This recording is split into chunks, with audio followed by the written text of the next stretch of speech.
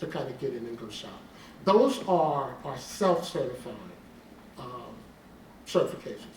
We also have SBA certified certifications, and it's not that any are more or less more shady than the other. I don't have a better word that I'm throwing out, but there's been a concerted effort to make sure that we're looking to make sure that there's no fraud, waste, and abuse. So these two that I'm talking about are SBA certified. The first one is our 8A program. Our 8A program is actually a business development program. It's a 9-year program that we basically take you through the steps of running your business every year. I tell people what it takes to be in the 8A program is what it takes to stay in the 8A program. So they're going to ask you every year for the same documentation. Can we see your taxes? What kind of events have you gone to? What kind of contracts do you have? What's the mix between 8A contract and non-8A contract? So they're putting this program together for you in support of the district office to try to make sure you have the business acumen that you need to be able to run your business on your own. Now, there's a carrot within the 8A contracting world known as sole sourcing, and people get real fired up about it because they say, well, I can get these 8A contracts. Not so fast, okay? The contracts are an agreement between your agency, say Treasury, and SBA, that I'm going to take the work into the 8A program and I'm going to give it to you, Allison, to perform. So it's your work. It's my work. I'm just allowing you to be the prime on it. What's the carrot on the sole source is that work can literally, just that simply, be brought into the 8A program, given to you. You can be working on it. The rest of you guys will never know about it. So remember when I talked about the need to certify is so that you're kind of working within your golf clubs to make sure that you're moving the work toward you. Well, you can't move it any better towards you than to do it in a sole source fashion. So the 8A program, there are 2 gates that you have to clear.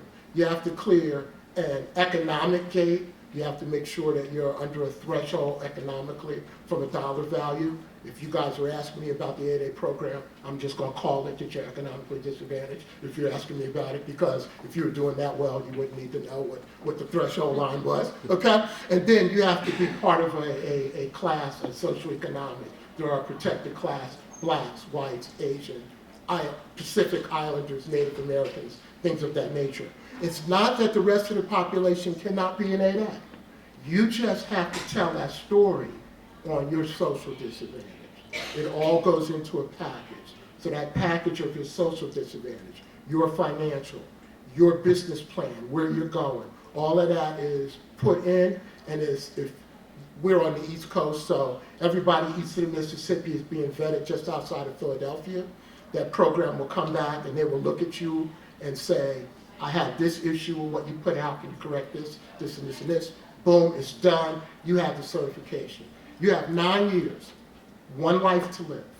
You can't come back as yourself, okay? So I tell people, as much as I'm an SBA employee and I have to tell you about this program, I'm going to tell you to make sure that you're ready before you start that clock, because you can't stop that clock.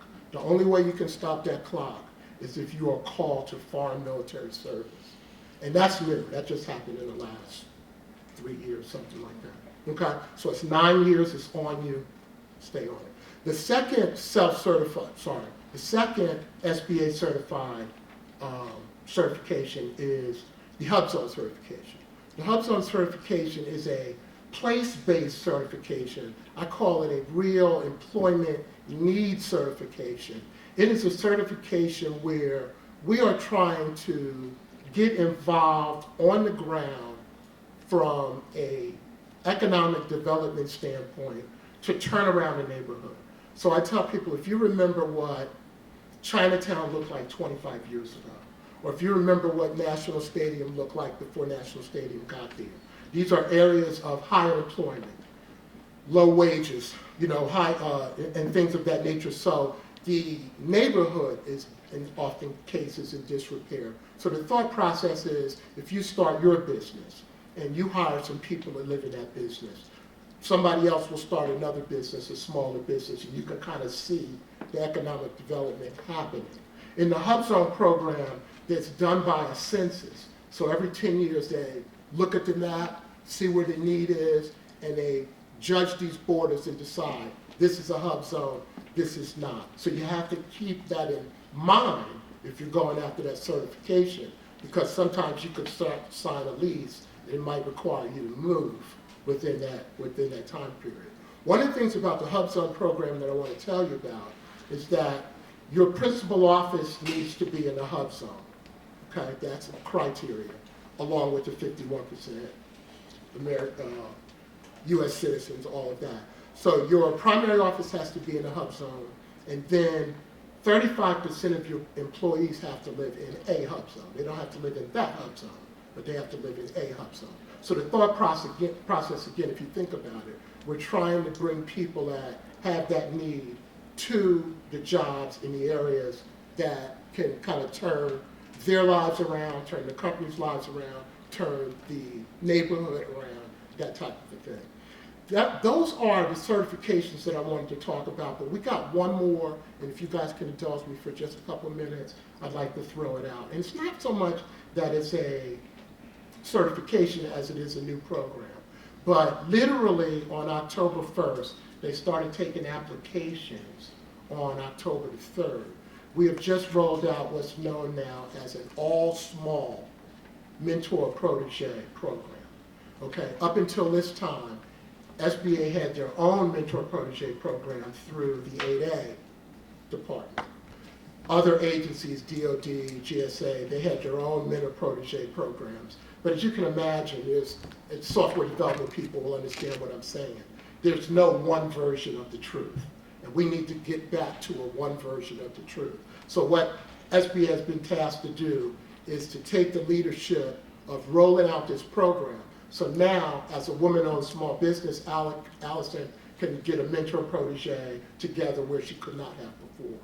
And if we had a service-disabled individual, he could have a mentor-protege relationship where he couldn't have before, because it was only for us locked in at the 8A level or some of the very large agencies like DOD. So I just wanted to tell you about that certification as well. SBA is here.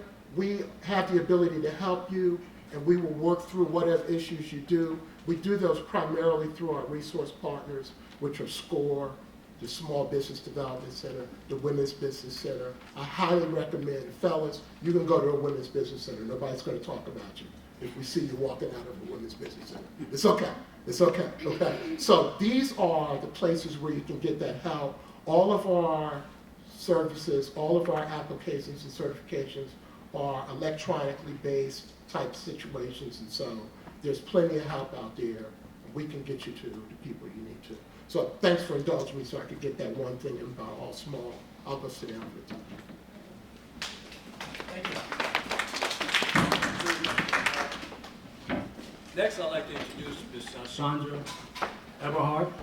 She's with the Women's Business Enterprise National Council, or WPEO, is that correct? Kind of, yes. Kind of, okay. It's actually WPEO. Correct. I see, okay.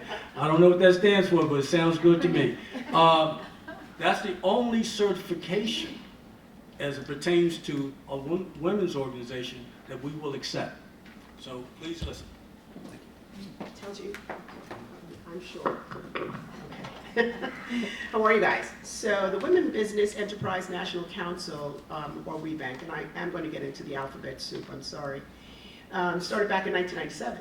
So corporations who were already working with the Minority Development Council realized that women business owners were growing very, very quickly in our country.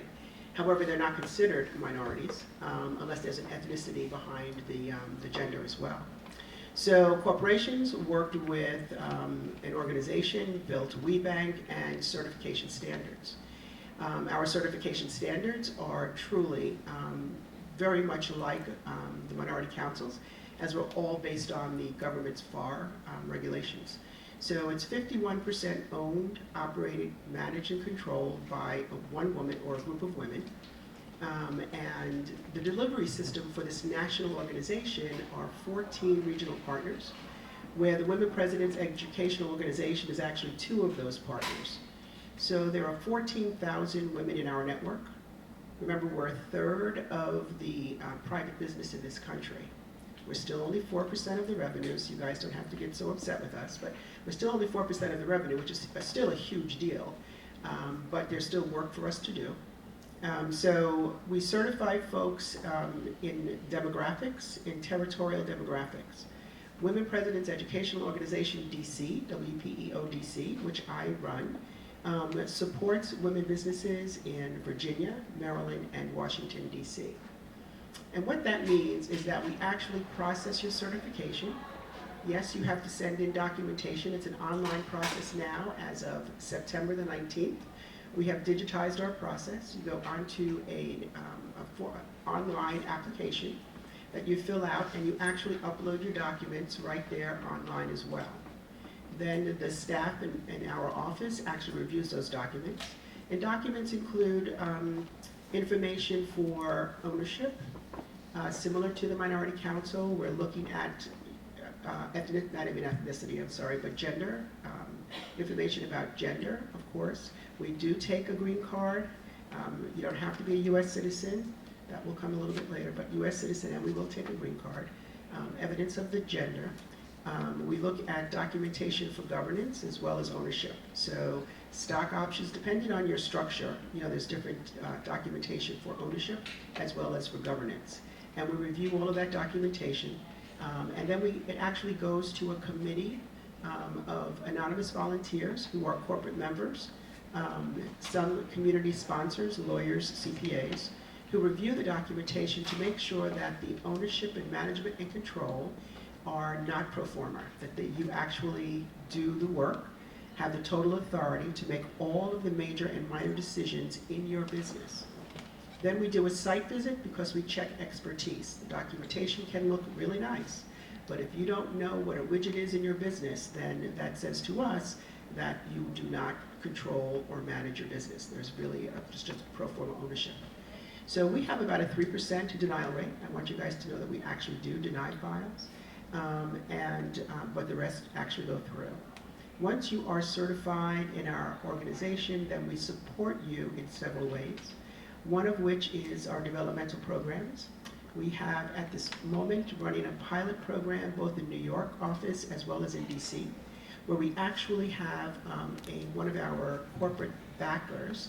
It's a year-long program. This program is for businesses that are under 500,000, because we'll take anyone from sole proprietor to, there's no cap for our revenue stream. But the folks under 500,000 have less opportunity with our corporate members.